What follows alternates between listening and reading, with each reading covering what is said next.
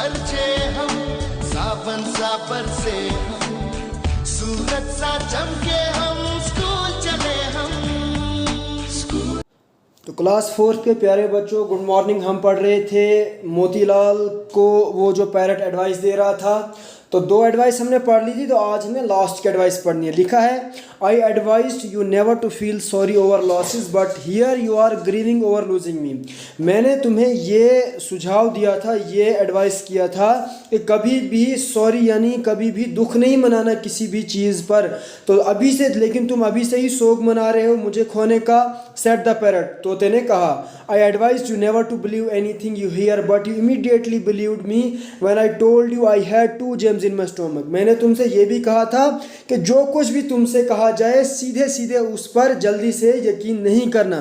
लेकिन जो ही मैंने तुमसे कहा कि मेरे पेट में 2 हीरे हैं, तो तुमने सीधे मेरी बात पर यकीन कर लिया। Could I have survived if I really had 2 gems in my stomach? It added. क्या मैं जिंदा रह पाता अगर मेरे पेट में 2 हीरे होते? उस तोते ने मोतीलाल से कहा। The parrot flew from there and sat on the branch of a tall tree. तो तोता वहां से भाग गया और वो एक टहनी पर बैठ गया, एक लंबे चौड़े दरख्त की टहनी पर बैठ गया। Then it said, और वहां से अब वो क्या कहने लगा?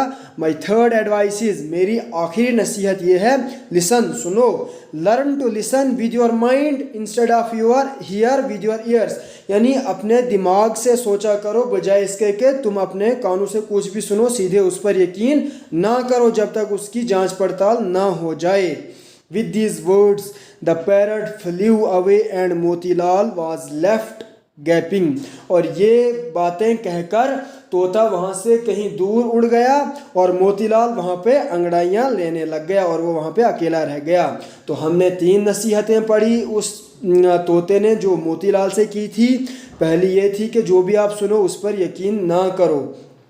तो दूसरी जो भी थी, और लास्ट में हमने ये पढ़ा कि जो भी उसने कहा कि उसने उसकी बात पर यकीन कर लिया। तो क्या उसके बाद वो कहता है कि क्या मैं बच पाता अगर मेरे पेट में 2 हीरे होते? तो ये कहकर वो तोता वहाँ से उड़ गया और एक ब्रांच पर यानी टहनी पर बैठ गया, एक लंबे चौड़े दरख्त की। तो उसके बाद वहाँ से भी वो तोता जो है वो उड़ गया।